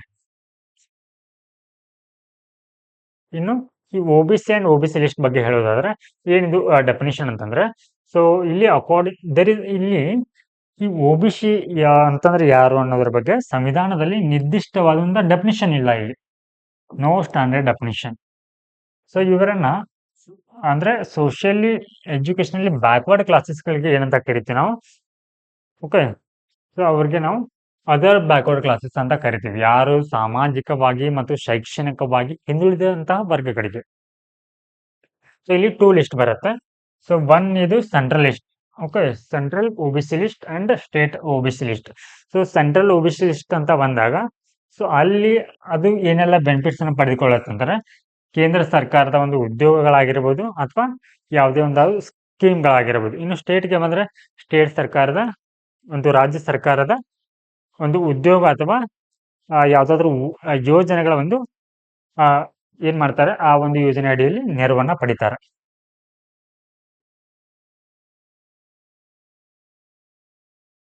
ಸೊ ಸದ್ಯಕ್ಕೆ ಇವಾಗ ಈ ಒಬಿಸಿಗಳಿಗೆ ಎಷ್ಟು ಪರ್ಸೆಂಟ್ ರಿಸರ್ವೇಶನ್ ಕೊಡ್ತಾ ಇದ್ದಾರೆ ಅಂತಂದ್ರೆ 27% ರಿಸರ್ವೇಶನ್ ಕೊಡ್ತಾರೆ.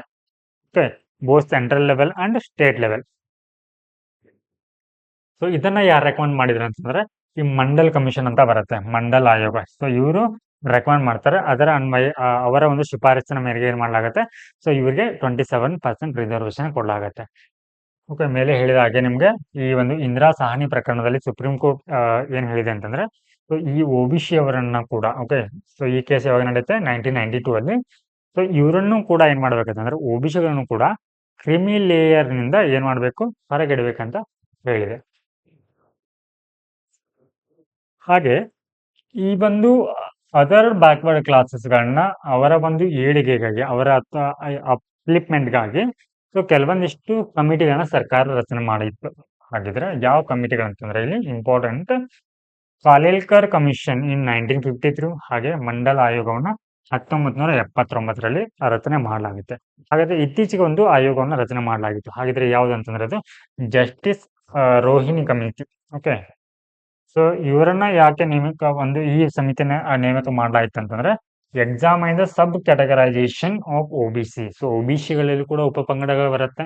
ಸೊ ಅವುಗಳ ಒಂದು ಅಧ್ಯಯನವನ್ನ ಮಾಡ್ಲಿಕ್ಕೆ ಓಕೆ, ಸೊ ಈ ಒಂದು ಆಯೋಗವನ್ನ ರಚನೆ ಮಾಡಲಾಯಿತು. ಸೊ ಈ ಒಂದು ಆಯೋಗ 2023ರಲ್ಲಿ ತನ್ನ ವರದಿಯನ್ನು ಸಲ್ಲಿಸಿದೆ, ಬಟ್ ಅದು ಇನ್ನೂ ಇಂಪ್ಲಿಮೆಂಟ್ ಆಗಿಲ್ಲ. ಸೊ ಇಲ್ಲಿ ನಮ್ಗೆ ಪ್ರಿಲಿಮ್ಸ್ ಪರ್ಸ್ಪೆಕ್ಟಿವ್ ಏನ್ ತಿಳ್ಕೊಂಡಿರ್ಬೇಕಲ್ಲ ಅಂತಂದ್ರೆ ಇಲ್ಲಿ national commission for backward classes ಬಗ್ಗೆ ತಿಳ್ಕೊಂಡಿರ್ಬೇಕು. ಏನಿದು ನ್ಯಾಷನಲ್ ಕಮಿಷನ್ ಫಾರ್ ಬ್ಯಾಕ್ವರ್ಡ್ ಅಂದ್ರೆ ಇದು ಒಂದು ಕಾನ್ಸ್ಟಿಟ್ಯೂಷನಲ್ ಬಾಡಿ. ಕಾನ್ಸ್ಟಿಟ್ಯೂಷನಲ್ ಬಾಡಿ ಅಂತಂದ್ರೆ ಇದ್ರ ಪವರ್ ಅಂದ್ರೆ ಇದರ ಅಧಿಕಾರವನ್ನ ಇದು ಎಲ್ಲಿಂದ ಪಡೆದುಕೊಳ್ಳುತ್ತೆ ಅಂತಂದ್ರೆ ಸಂವಿಧಾನದಿಂದ ಪಡೆದುಕೊಳ್ಳುತ್ತೆ. ಹಾಗಿದ್ರೆ ಇದನ್ನ ಯಾವಾಗ ಕಾನ್ಸ್ಟಿಟ್ಯೂಟ್ ಮಾಡ್ಲಾಯ್ತಂದ್ರೆ ಇನ್ಸರ್ಟ್ ಮಾಡ್ಲಾಯ್ತಂದ್ರೆ ಇಲ್ಲಿ 102ನೇ ತಿದ್ದುಪಡಿಯ ಮೂಲಕ ಏನ್ ಮಾಡ್ಲಾಗತ್ತೆ, ಸೊ ಇದನ್ನ ಸೇರಿಸಲಾಗತ್ತೆ. ಸೊ ಇದರ ಅಡಿಯಲ್ಲಿ 338B article, okay, 338B article ಏನ್ ಹೇಳುತ್ತಂದ್ರೆ ಪ್ರತಿ ಒಂದು ರಾಜ್ಯ ಮತ್ತು ಕೇಂದ್ರಗಳು ಏನ್ ಮಾಡ್ಬೇಕಂತಂದ್ರೆ ಈ ಒಬಿಸಿ ರಿಲೇಟೆಡ್ ಆಗಿರುವಂತಹ ನೀತಿಗಳನ್ನ ಫಾರ್ಮ್ ಮಾಡುವ ಸಂದರ್ಭದಲ್ಲಿ ಏನ್ ಮಾಡ್ಬೇಕು, ಈ NCBC ಅನ್ನ, okay, national commission for backward classes ಅನ್ನ ಕನ್ಸಲ್ಟ್ ಮಾಡೋದು ಕಡ್ಡಾಯವಾಗಿದೆ. ಸೊ ಈ ಒಂದು ಸಮಿತಿಯಲ್ಲಿ ಯಾರ್ಯಾರು ಇರ್ತಾರಂತಂದ್ರೆ ಸೊ ಇದರಲ್ಲಿ ಒಬ್ರು ವೈಸ್ ಚೇರ್ ಪರ್ಸನ್ ಇರ್ತಾರೆ, ಹಾಗೆ ವೈಸ್ ಚೇರ್ ಪರ್ಸನ್ಸ್ ಇರ್ತಾರೆ, ಹಾಗೆ 3 ಜನ ಮೆಂಬರ್ಗಳಿರ್ತಾರೆ. ಒಟ್ಟು ಇದು 5 ಮೆಂಬರ್ ಬಾಡಿ ಆಗಿದೆ. ಓಕೆ, ಸೊ ಇದಕ್ಕೆ ಯಾವೆಲ್ಲ ರೀತಿಯ ಒಂದು ಅಧಿಕಾರಗಳಿದೆ ಅಂತಂದ್ರೆ ಒಂದು ಸಿವಿಲ್ ನ್ಯಾಯಾಲಯಕ್ಕೆ ಇರುವಂತಹ ಅಧಿಕಾರ ಕೂಡ ಸೊ ಈ ಒಂದು NCBCಗೆ ಇರುತ್ತೆ. ಅಂದ್ರೆ ಸಿವಿಲ್ ಪ್ರಕರಣಗಳನ್ನ ಮಾತ್ರ ಇದು ಹ್ಯಾಂಡಲ್ ಮಾಡುತ್ತೆ. ಸೊ ಇನ್ ಕೇಸ್ ಏನಾದ್ರೂ ಅದು ಉಲ್ಲಂಘನೆ ಮಾಡಿದ್ರೆ ದಂಡವನ್ನ ಓಕೆ ಸಿವಿಲ್ ಕೋರ್ಟ್‌ಗೆ ಇರುವಂತ ಅಧಿಕಾರಿಗಳಂತಂದ್ರೆ ಅದೇನ್ ಮಾಡುತ್ತೆ ಓನ್ಲಿ ಸಿವಿಲ್ ಪ್ರಕರಣಗಳನ್ನ ಏನ್ ಮಾಡುತ್ತೆ ಡೀಲ್ ಮಾಡುತ್ತೆ. ಓಕೆ. ಸೊ ಉಲ್ಲಂಘನೆ ಆದ್ರೆ ಅದಕ್ಕೆ ಏನ್ ಮಾಡುತ್ತೆ ದಂಡವನ್ನ ಕೊಡುವಂತ ಅಂದ್ರೆ ಸೊ ಇದಕ್ಕೆ ಒಂಥರ ಅಂದ್ರೆ ಅರೆ ನ್ಯಾಯಿಕ ಅಧಿಕಾರ ಇದೆ ಅಂತ ಹೇಳ್ಬೋದು ನಾವು. ನ್ಯಾಯವನ್ನ ನಿರ್ಣಯ ಮಾಡುವಂತ ಅಧಿಕಾರ ಕೂಡ ಏನಿರುತ್ತೆ ಇಲ್ಲಿ ಈ ಒಂದು NCBCಗೆ ಇರುತ್ತೆ. ಹಾಗಿದ್ರೆ ಈ ತರ ಒಂದು ಕರ್ತವ್ಯಗಳು ಏನಂತಂದ್ರೆ ಇಲ್ಲಿ NCBCದ ಅಂತಂದ್ರೆ ಸೊ ಇದೇನ್ ಮಾಡುತ್ತೆ investigate and monitor safeguards of backward classes ಅಂದ್ರೆ ಈ ಒಂದು ಸಂವಿಧಾನದಲ್ಲಿ ಈ OBCಗಳಿಗೆ ನೀಡುವಂತ ಒಂದು ಪ್ರಾವಿಷನ್‌ಗಳನ್ನ ಏನ್ ಮಾಡುತ್ತೆ ಅದು ಇನ್ವೆಸ್ಟಿಗೇಟ್ ಮಾಡುತ್ತೆ. ಹಾಗೆ inquiry into specific complaint so ಇವರಿಗೆ ಸಂಬಂಧಿಸಿದ ಒಂದು ತನಿಖೆ ಒಂದು ಪ್ರಕರಣಗಳನ್ನ ಕೂಡ ಎನ್ಕ್ವೈರಿ ಮಾಡುತ್ತೆ. ಸೊ ಎನ್ಕ್ವೈರಿ ಅಂತಂದ್ರೆ ಇಲ್ಲಿ ಏನಾಯ್ತು ಮತ್ತೆ ಇದಕ್ಕೆ ಒಂದು ಕ್ವಾಸಿ ಜುಡಿಷಿಯಲ್ ಏನಿದೆ ಪವರ್ ಇದೆ ಅಂತ ಆಯ್ತು.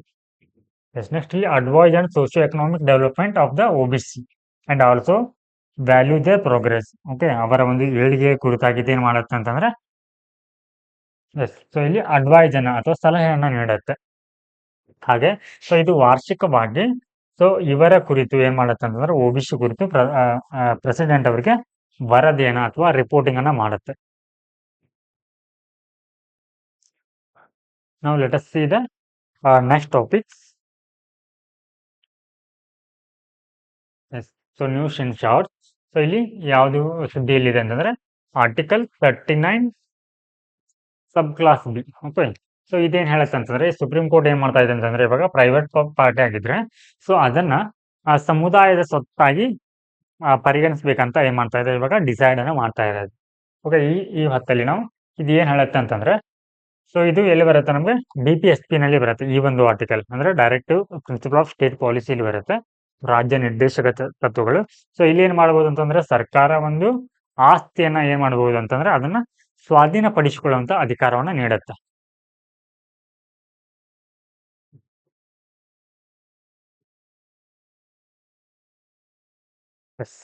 ನೆಕ್ಸ್ಟ್ ಸುದ್ದಿಯಲ್ಲಿರುವಂತ ಆರ್ಟಿಕಲ್ ಯಾವ್ದು ಅಂತಂದ್ರೆ article 329B. So article 329B ಅದಕ್ಕೆ ಸಂಬಂಧಿಸಿದಂತಂದ್ರೆ ನಮಗೆ election commission of India. So ಈ ಒಂದು ಆರ್ಟಿಕಲ್ ಅಡಿಯಲ್ಲಿ ಏನ್ ಹೇಳುತ್ತೆ ಅಂತಂದ್ರೆ ಸೊ ಇಲೆಕ್ಷನ್ ಪ್ರೊಸೆಸ್ ಅಲ್ಲಿ ಒಂದು ಬಾರಿ ಏನಾದ್ರೂ ಈ ಚುನಾವಣಾ ಆಯೋಗ ಇಲೆಕ್ಷನ್ ಅನ್ನ ಘೋಷಣೆ ಮಾಡಿದ ನಂತರ ಅದರಲ್ಲಿ ಅಂದ್ರೆ ಯಾವುದೇ ಕೋರ್ಟ್ ಆಗ್ಲಿ ಅದರಲ್ಲಿ ಇಂಟರ್ವೆಂಟ್ ಓಕೆ ಅಂದ್ರೆ ಹಸ್ತಕ್ಷೇಪವನ್ನ ಮಾಡದಂತೆ ಇದೇನ್ ಮಾಡುತ್ತೆ ಅಂತಂದ್ರೆ ಮಾಡದಂತೆ ನಿರ್ಬಂಧವನ್ನ ವಿಧಿಸುತ್ತೆ. ಸೊ ಈ ಒಂದು ಆರ್ಟಿಕಲ್ ಅಲ್ಲಿ ಓನ್ಲಿ ಇದನ್ನ ಯಾವಾಗ ಕ್ವಶನ್ ಮಾಡಬಹುದು ಅಂತಂದ್ರೆ ಈ ಚುನಾವಣಾ ಆಯೋಗದ ವಿರುದ್ಧ ಅಂದ್ರೆ ಒಂದು ಚುನಾವಣೆಯ ಅರ್ಜಿಯನ್ನ ಹಾಕುವ ಮೂಲಕ ಅಂದ್ರೆ ಆ ಒಂದು ಚುನಾವಣೆಯಲ್ಲಿ ಏನಾದ್ರೂ ಅಕ್ರಮ ನಡೆದಿದೆ ಅಂತ ಸಂಶಯ ಬಂದಾಗ ಏನ್ ಮಾಡಬಹುದು ಸೊ ಒಂದು ಪೆಟಿಷನ್ ಮೂಲಕ ಏನ್ ಮಾಡಬಹುದು ಅಂತಂದ್ರೆ ಈ ಒಂದು ಚುನಾವಣಾ ಆಯೋಗದ ವಿರುದ್ಧ ನೀವು ದೂರನ್ನ ಕೊಡಬಹುದು. ಸೊ ಅಲ್ಲಿವರೆಗೆ ನೀವು ಈ ಚುನಾವಣೆಯ ಅಂದ್ರೆ ನೇರವಾಗಿ ಓಕೆ ವಿತೌಟ್ ಪೆಟಿಷನ್ ಇಲ್ದೇನೆ ಕೂಡ ನೀವು ಈ ಚುನಾವಣಾ ಆಯೋಗದ ಮೇಲೆ ಏನ್ ಮಾಡ್ಲಿಕ್ಕೆ ಬರೋದಿಲ್ಲ ಒತ್ತಡವನ್ನ ಹೇರ್ಲಿಕ್ಕೆ ಬರೋದಿಲ್ಲ. ಸೊ ಇಲ್ಲಿ ಯಾವೆಲ್ಲ ಆರ್ಟಿಕಲ್ ಅಂತಂದ್ರೆ ಆರ್ಟಿಕಲ್ 329 to 329 ನಮ್ಗೆ ಸೊ ಇಲೆಕ್ಷನ್ ಕಮಿಷನ್ ಆಫ್ ಇಂಡಿಯಾಗೆ ಸಂಬಂಧಪಟ್ಟಿದೆ. ಸೊ ಇದು ಎಲ್ಲಿ ಬರುತ್ತೆ ಅಂದ್ರೆ ಪಾರ್ಟ್ 15 ಅಡಿಯಲ್ಲಿ ಬರುತ್ತೆ.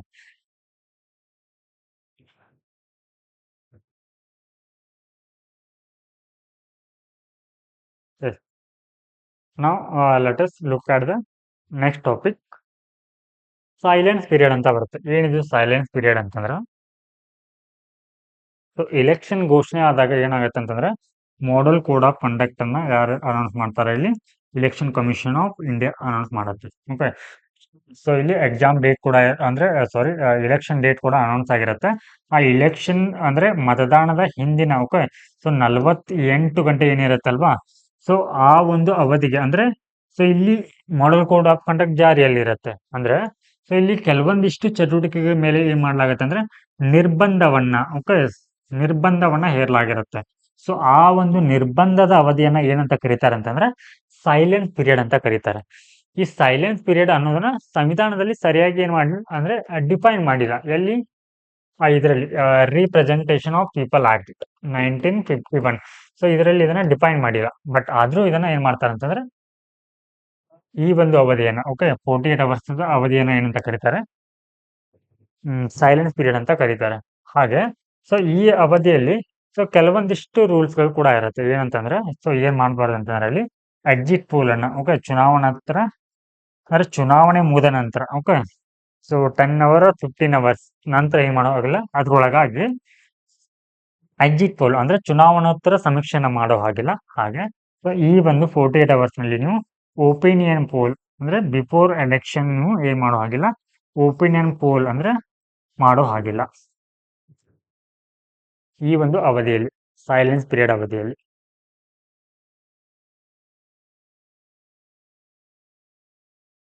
ಸೊ ಇಲ್ಲಿ ಸೆಕ್ಷನ್ ಯಾವ್ದು ಹೇಳುತ್ತಂತ ಅಂದ್ರೆ section 126A prohibits conducting exit polls and opinion polls ಅಂತ ಬರುತ್ತೆ. Okay here section 126 sub clause 1B. So ಇದು ಒಪಿನಿಯನ್ ಪೋಲ್ ಬಗ್ಗೆ. ನೆಕ್ಸ್ಟ್ ಇಲ್ಲಿ ವರ್ಲ್ಡ್ ಪ್ರೆಸ್ ಫ್ರೀಡಮ್ ಇಂಡೆಕ್ಸ್ ಅಂತ ಬರುತ್ತೆ. ಸೊ ಈ ರೀತಿ ಇಂಡೆಕ್ಸ್ ಅಥವಾ ರಿಪೋರ್ಟ್ ಅಥವಾ ಏನಾದರೂ ಕೊಟ್ಟಿದ್ರೆ ಸೊ ಅದನ್ನ ಯಾರು ರಿಲೀಸ್ ಮಾಡ್ತಾರೆ ಅನ್ನೋದು ನಮಗೆ ಪ್ರಿಲಿಮ್ಸ್ ಪರ್ಸ್ಪೆಕ್ಟಿವ್ ಅಲ್ಲಿ ಇಂಪಾರ್ಟೆಂಟ್ ಆಗುತ್ತೆ.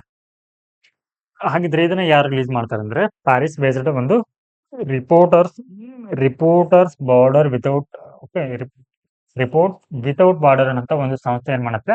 ಸೊ ಈ ಒಂದು okay world press freedom index ಅನ್ನ ಬಿಡುಗಡೆ ಮಾಡುತ್ತೆ. ಹಾಗಿದ್ರೆ ಸೊ ಇದರಲ್ಲಿ ಯಾವೆಲ್ಲ ರೀತಿಯನ್ನ ರ್ಯಾಂಕ್ಗಳನ್ನ ನೀಡಲಾಗತ್ತೆ ಅಂತಂದ್ರೆ ಇಲ್ಲಿ ಸೊ ಫಸ್ಟ್ ಯಾರಿದ್ದಾರೆ ಇಲ್ಲಿ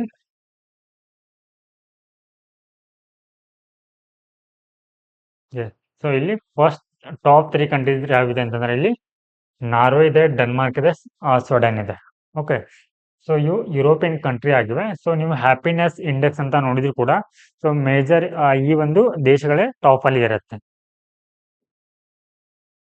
ಸೊ ಇಲ್ಲಿ ಯಾವೆಲ್ಲ ಒಂದು ಮಾನದಂಡಗಳನ್ನ ಅಥವಾ ಸೂಚಕಗಳನ್ನ ಇಲ್ಲಿ ಕನ್ಸಿಡರ್ ಮಾಡ್ತಾರೆ ಅಂತಂದ್ರೆ ಈ ಒಂದು ಇಂಡೆಕ್ಸ್ ಅನ್ನ ಬಿಡುಗಡೆ ಮಾಡುವ ಸಂದರ್ಭದಲ್ಲಿ ಸೊ ಇಲ್ಲಿ political situation, economy, legislative, social and security. So ಈ ಒಂದು ಅಂದ್ರೆ ಪತ್ರಿಕೋದ್ಯಮಕ್ಕೆ ಸೊ ಈ ಎಲ್ಲ ಆಯಾಮಗಳನ್ನ ಪರಿಗಣಿಸಿ ಏನ್ ಮಾಡ್ತಾರೆ ಅಂತಂದ್ರೆ ಸೊ ಈ ಒಂದು ಇಂಡೆಕ್ಸ್ ಅನ್ನ ಬಿಡುಗಡೆ ಮಾಡ್ತಾರೆ. ನೆಕ್ಸ್ಟ್ ಇಲ್ಲಿ UGC ರೆಗ್ಯುಲೇಷನ್ 2018 ಅಂತ ಇದೆ. ಏನಿದೆ UGC ರೆಗ್ಯುಲೇಷನ್ ಅಂತಂದ್ರೆ ಸೊ ಯೂನಿವರ್ಸಿಟಿ ಗ್ರಾಂಟ್ ಕಮಿಷನ್ ಅಂತ. ಸೊ ಅಂದ್ರೆ ವಿಶ್ವವಿದ್ಯಾಲಯ ಧನ ಸಹಾಯ ಆಯೋಗ ಅಂತ ಹೇಳಿ. ಓಕೆ ಸೊ ಇಲ್ಲಿ ಏನಾಗಿದೆ ಅಂತಂದ್ರೆ recently the vice chancellor appointment in the university saw a clash between the University Grants Commission Regulation 2018 and state legislation ಅಂತ ಇದೆ. ಸೊ ಇತ್ತೀಚೆಗೆ ಇಲ್ಲಿ ಉಪ ಕುಲಪತಿಗಳನ್ನ ಸೊ ಏನ್ ಮಾಡಲಾಗಿದೆ. ಸೊ ಈ ಒಂದು ಸೊ ಇದರ ಒಂದು ಅನ್ವಯ ಏನ್ ಮಾಡಲಾಗಿದೆ, ಅವರನ್ನ ಆಯ್ಕೆ ಮಾಡಲಾಗಿದೆ. ಸೊ ಹೀಗಾಗಿ ಇದು ಏನಾಗಿದೆ ಅಂತಂದ್ರೆ ಇವಾಗ ಸಂಘರ್ಷದಲ್ಲಿರುವಂತ ಸುದ್ದಿ ಆಗಿದೆ. ಸೊ ಇಲ್ಲಿ ವಿಶ್ವವಿದ್ಯಾಲಯದ ಒಂದು ಓಕೆ ಪದನಿಮಿತ್ತ ಕುಲಪತಿ ಅಂದ್ರೆ ಚಾನ್ಸಲರ್ ಸಾರಿ ವೈಸ್ ಚಾನ್ಸಲರ್ ಅವ್ರ ಚಾನ್ಸಲರ್ ಯಾರಾಗಿರ್ತಾರೆ ಇಲ್ಲಿ ಗವರ್ನರ್ ಆಗಿರ್ತಾರೆ ರಾಜ್ಯದಲ್ಲಿ. ಆದ್ರೆ ಸೊ ಕೇಂದ್ರೀಯ ಒಂದು ವಿವಿಗಳಲ್ಲಿ ಯಾರಾಗಿರ್ತಾರೆ ಅದರ ಒಂದು ಕುಲಪತಿಗಳು ರಾಷ್ಟ್ರಪತಿಗಳಾಗಿರ್ತಾರೆ.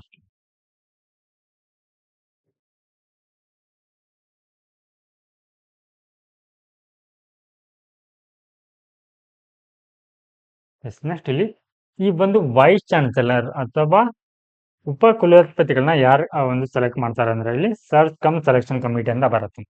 ಸೊ ಇವ್ರೇನ್ ಮಾಡ್ತಾರೆ ಅಂತಂದ್ರೆ ಒಂದು 3 to 5 ಮೆಂಬರ್ ಕಮಿಟಿ ಅಂದ್ರೆ ಕ್ಯಾಂಡಿಡೇಟ್ ಅನ್ನ ಚೂಸ್ ಮಾಡ್ತಾರೆ. ಸೊ ಅದರಲ್ಲಿ ಒಬ್ಬರನ್ನ ಆಯ್ಕೆಯನ್ನ ಮಾಡ್ತಾರೆ. ಸೊ ಈ ವೈಸ್ ಚಾನ್ಸಲರ್ ಆಗಿರ್ಬೇಕಾಗಿರೋರು ಏನಂತಂದ್ರೆ ಅವರು ಸೊ ಆ ಒಂದು ವಿವಿಯಿಂದ ಬೇರೆ ವಿವಿ ಅವರಾಗಿರ್ಬೇಕು, ವಿಶ್ವವಿದ್ಯಾನಿಲಯಕ್ಕೆ ಸಂಬಂಧಪಟ್ಟಿಯವರ ಆಗಿರ್ಬೇಕು. ಅದೇ ವಿಶ್ವವಿದ್ಯಾಲಯದ ವ್ಯಕ್ತಿಗಳನ್ನ ಏನ್ ಮಾಡೋ ಹಾಗಿಲ್ಲ. ಇಲ್ಲಿ ಆ ವೈಸ್ ಚಾನ್ಸಲರ್ ಆಗಿ ನೀವು ಅವರನ್ನ ಆಯ್ಕೆ ಮಾಡ್ಲಿಕ್ಕೆ ಬರೋದಿಲ್ಲ. ಹಾಗೆ ಅವ್ರಿಗೊಂದಿಷ್ಟು ಕಂಡೀಷನ್ಸ್ ಇರುತ್ತೆ. ಏನಂತಂದ್ರೆ ಅವ್ರಿಗೆ ಅವರು 10 ವರ್ಷ ಏನಾಗಿರ್ಬೇಕು ಇಲ್ಲಿ ಯೂನಿವರ್ಸಿಟಿ ಪ್ರೊಫೆಸರ್ ಆಗಿ ಕೆಲಸವನ್ನ ಮಾಡಿರ್ಬೇಕು, ಅಂತ ಅನುಭವ ಇರಬೇಕು. ಹಾಗೆ 10 years of experience in equivalent position reputed research and academic administrative ನಲ್ಲಿ. ಸೊ ಇವ್ರಿಗೂ ಕೂಡ 10 ವರ್ಷ ಏನಾಗುತ್ತೆ ಸೊ ಅನುಭವವನ್ನ ಹೊಂದಿರಬೇಕಾಗತ್ತೆ. ಸೊ ಇಲ್ಲಿ ನಮ್ಗೆ ಎಜುಕೇಶನ್ ಅನ್ನುವಂಥದ್ದು ಸೊ ಇಲ್ಲಿ ಸಮವರ್ತಿ ಪಟ್ಟಿಯಲ್ಲಿ ಬರುತ್ತೆ, ಕನ್ಕರೆಂಟ್ ಲಿಸ್ಟ್. ಸೊ ಇಲ್ಲಿ 7th ಶೆಡ್ಯೂಲ್ ನೋಡಿದ್ರೆ ನಿಮ್ಗೆ 3 ಟೈಪ್ಸ್ ಆಫ್ ಲಿಸ್ಟ್ ಬರುತ್ತೆ. ಸೊ ಇದರಲ್ಲಿ central list and state list and concurrent list. So concurrent list ಅಂತಂದ್ರೆ ಸಮವರ್ತಿ ಪಟ್ಟಿಯ ಕುರಿತಾದಂಥ ವಿಷಯಗಳನ್ನ ಕುರಿತು ಕಾನೂನು ಮಾಡುವಂಥ ಅಧಿಕಾರ ಸೊ ಇಲ್ಲಿ ರಾಜ್ಯ ಸರ್ಕಾರ ಮತ್ತು ಕೇಂದ್ರ ಸರ್ಕಾರ ಕೂಡ ಇರುತ್ತೆ.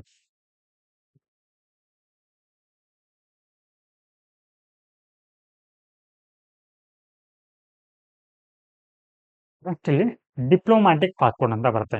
ಡಿಪ್ಲೊಮ್ಯಾಟಿಕ್ ಪಾಸ್ಪೋರ್ಟ್ ಅಂದ್ರೆ ಕನ್ನಡದಲ್ಲಿ ರಾಜತಾಂತ್ರಿಕ ಪಾಸ್ಪೋರ್ಟ್ ಅಂತ ಕರಿತೀವಿ. ಸೊ ಇದಕ್ಕೆ ಟೈಪ್ ಡಿ ಪಾಸ್ಪೋರ್ಟ್ ಅಂತಾನೂ ಕೂಡ ಕರೀತಾರೆ. ಸೊ ಯಾಕೆ ಈ ಒಂದು ಟಾಪಿಕ್ ಸುದ್ದಿ ಎಲ್ಲಿದೆ ಅಂತಂದ್ರೆ ಇತ್ತೀಚೆಗೆ ಕರ್ನಾಟಕದ MP ಅವರು ಒಬ್ಬರ ಮೇಲೆ ಏನಾಗಿದೆ ಅತ್ಯಾಚಾರದ ಸೊ ಅತ್ಯಾಚಾರದ ಒಂದು ಆರೋಪ ಹೊತ್ತು ಅವ್ರು ಏನ್ ಮಾಡಿದ್ರು ಅಂದ್ರೆ ಜರ್ಮನಿಗೆ ಏನ್ ಮಾಡಿದ್ರು ಪಲಾಯನ ಮಾಡಿದ್ರು. ಸೊ ಈ ಹಿನ್ನೆಲೆಯಲ್ಲಿ ಸೊ ಅವರಿಗೆ ಏನ್ ಮಾಡಲಾಗಿತ್ತು ಅಂತಂದ್ರೆ ಡಿಪ್ಲೊಮ್ಯಾಟಿಕ್ ಪಾಸ್ ಅನ್ನ ನೀಡಲಾಗಿತ್ತು. ಸೊ ಆ ಒಂದು ಪಾಸ್ ಅನ್ನ ಬಳಸ್ಕೊಂಡು ಅವ್ರು ಏನ್ ಮಾಡಿದ್ರು ಅಂತಂದ್ರೆ ತಲೆಯನ್ನ ಮರೆಸ್ಕೊಂಡಿದ್ರು. ಸೊ ಹೀಗಾಗಿ ಈ ಹಿನ್ನೆಲೆಯಲ್ಲಿ ನಾವು ಡಿಪ್ಲೊಮ್ಯಾಟಿಕ್ ಪಾಸ್ಪೋರ್ಟ್ ಅಂತಂದ್ರೆ ಏನು ಅಂತಂದ್ರೆ ಸೊ ಇದನ್ನ ಯಾರಿಗೆ ನೀಡ್ತಾರೆ ಅಂತಂದ್ರೆ ಎಲಿಜಿಬಿಲಿಟಿ ಯಾರು ಈ ಒಂದು ಡಿಪ್ಲೊಮ್ಯಾಟಿಕ್ ಪಾಸ್ಪೋರ್ಟ್ ಅನ್ನ ಪಡೀಲಿಕ್ಕೆ ಅರ್ಹರಾಗಿರ್ತಾರೆ ಅಂತಂದ್ರೆ issue to designated members authorised by the government of India. So ಇಲ್ಲಿ ಸರ್ಕಾರಿ ಒಂದು ವ್ಯವಹಾರದಲ್ಲಿ ದೇಶವನ್ನ ಪ್ರತಿನಿಧಿಸುವಂತ ವ್ಯಕ್ತಿಗಳು ಯಾರು ಬರ್ತಾರೆ, ಗವರ್ಮೆಂಟ್ ಆಫೀಸರ್ಸ್ ಬರ್ತಾರೆ, ಹಾಗೆ ಒಂದು MP ಗಳು ಬರ್ತಾರೆ. ಸೊ ಇವ್ರಿಗೆಲ್ಲ ಏನ್ ಮಾಡ್ಲಾಗತ್ತೆ ಅಂತಂದ್ರೆ ಈ ಡಿಪ್ಲೊಮ್ಯಾಟಿಕ್ ಪಾಸ್ಪೋರ್ಟ್ ಅನ್ನು ನೀಡಲಾಗತ್ತೆ. ಈ ಒಂದು ಡಿಪ್ಲೊಮ್ಯಾಟಿಕ್ ಪಾಸ್ಪೋರ್ಟ್ ಅನ್ನ ಸೊ ಈ ಒಂದು ಅಧಿಕಾರಿಗಳ ಅಥವಾ ಸೊ ಈ MP ಗಳಲ್ಲದೆ ಕೂಡ ಅವರ ಕುಟುಂಬಸ್ಥರು ಕೂಡ ಸೊ ಇದನ್ನ ಬಳಸ್ಕೊಳ್ಬಹುದು, ಈ ಒಂದು ಡಿಪ್ಲೊಮ್ಯಾಟಿಕ್ ಪಾಸ್ಪೋರ್ಟ್ ಅನ್ನ. ಸೊ ಇದರ ಒಂದು ವ್ಯಾಲಿಡಿಟಿ ಎಷ್ಟು ವರ್ಷ ಇರುತ್ತೆ ಅಂದ್ರೆ 5 ವರ್ಷ ಇರುತ್ತೆ. ಈ ಕರ್ನಾಟಕದ MP ಅವ್ರು ಏನ್ ಮಾಡಿದಾರೆ ಅಂತಂದ್ರೆ ಸೊ ಇವರ ಅವಧಿ ಏನಾಗಿತ್ತು ಅಂತಾರೆ ಮುಗಿಲಿಕ್ಕೆ ಬಂದಿತ್ತು. ಸೊ ಈ ಕಾರಣಕ್ಕಾಗಿ ಅವರು ಮತ್ತೇನ್ ಮಾಡಿದ್ರು ಭಾರತಕ್ಕೆ ಬರುವಂತಾಯ್ತು. ಹಾಗೆ ಸೊ ಇಲ್ಲಿ ಇದನ್ನ ಯಾರು ನೀಡ್ತಾರೆ ಅಂದ್ರೆ ಇಸ್ಯುವೆನ್ಸ್. ಸೊ ಇದನ್ನ ನೀಡುವಂತ ಅಧಿಕಾರ ಸೊ ಎಕ್ಸ್ಟರ್ನಲ್ ಅಫೇರ್ಸ್ ಮಿನಿಸ್ಟರ್ಗೆ ಇರುತ್ತೆ. ಸೊ ಇದು ಅವರ ಒಂದು ಡಿಸ್ಕ್ರಿಷನರಿ ಪವರ್ ಆಗಿರುತ್ತೆ, ಎಕ್ಸ್ಟರ್ನಲ್ ಅಫೇರ್ಸ್ ಮಿನಿಸ್ಟರ್.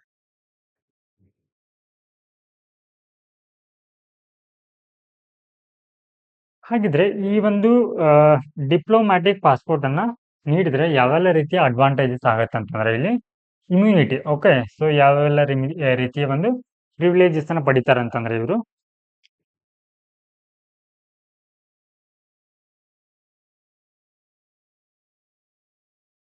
ಸೊ ಆ ಒಂದು ದೇಶದಲ್ಲಿ ಫಾರ್ ಎಕ್ಸಾಂಪಲ್ ಇವಾಗ ಜರ್ಮನ್ ಸೇರಿ ಹಲವಾರು ದೇಶಗಳಿಗೆ ಏನ್ ಮಾಡ್ಲಾಗತ್ತೆ ಸೊ ಈ ಒಂದು diplomatic passport Germany along with 33 countries.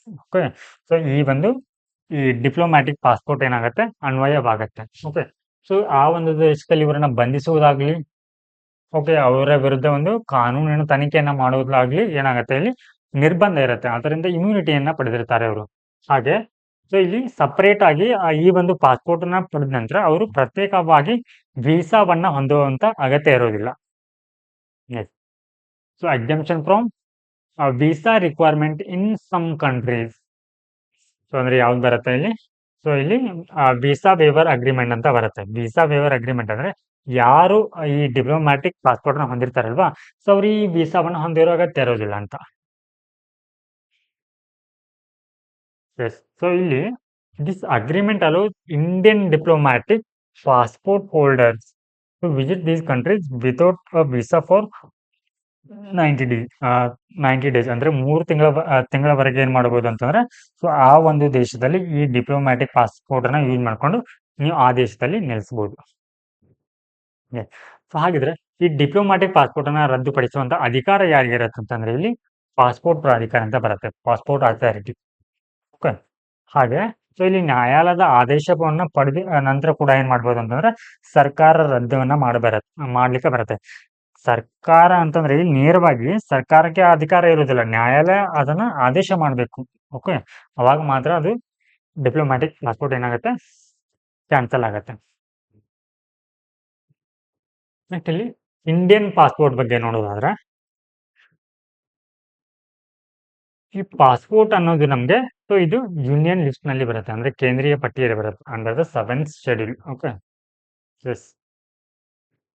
So ಇಲ್ಲಿ 3 ಟೈಪ್ಸ್ ಆಫ್ ಏನು ನೀಡಲಾಗತ್ತೆ ಅಂತಂದ್ರೆ ಆ ಪಾಸ್ಪೋರ್ಟ್ ಅನ್ನ ನೀಡಲಾಗತ್ತೆ. ಸೊ ಅದರಲ್ಲಿ ಆರ್ಡಿನರಿ ಪಾಸ್ಪೋರ್ಟ್ ಅಂತ ಸೊ ಇದು ಬ್ಲೂ ಕಲರ್ ಇರುತ್ತೆ, ಡಿಪ್ಲೊಮ್ಯಾಟಿಕ್ ಪಾಸ್ಪೋರ್ಟ್ ವೈಟ್ ಕಲರ್ ಇರುತ್ತೆ, ಹಾಗೆ ಆಫಿಷಿಯಲ್ ಪಾಸ್ಪೋರ್ಟ್ ಮರೂನ್ ಕಲರ್ನಲ್ಲಿ ಇರುತ್ತೆ.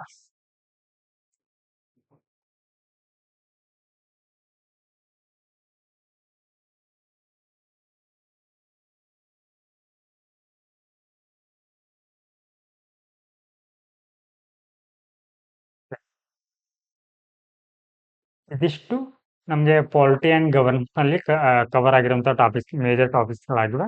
ಸೊ ನಾವು ನೆಕ್ಸ್ಟ್ ಕ್ಲಾಸಲ್ಲಿ as last topic diplomatic passport. So next ಕ್ಲಾಸ್ನಲ್ಲಿ ನಾವೇನು ಮಾಡಲಿದ್ದೀವಿ ಅಂತಂದರೆ ಇಂಟರ್ನ್ಯಾಷನಲ್ ಕುರಿತಾಗಿ ಸೊ ಮುಂದಿನ ಕ್ಲಾಸ್ನಲ್ಲಿ ಡಿಸ್ಕಸ್ ಮಾಡಲಿದ್ದೀವಿ. ಸೊ ಈ ಒಂದು ಕ್ಲಾಸಿನ ಕುರಿತು ನಿಮ್ಮ ಅಭಿಪ್ರಾಯಗಳನ್ನ ಕಾಮೆಂಟ್ನಲ್ಲಿ ತಿಳಿಸಿ. ಓಕೆ, ನಾಳೆ ಕ್ಲಾಸ್ನಲ್ಲಿ ಮತ್ತೆ ಸಿಗೋಣ. ನಮಸ್ಕಾರ.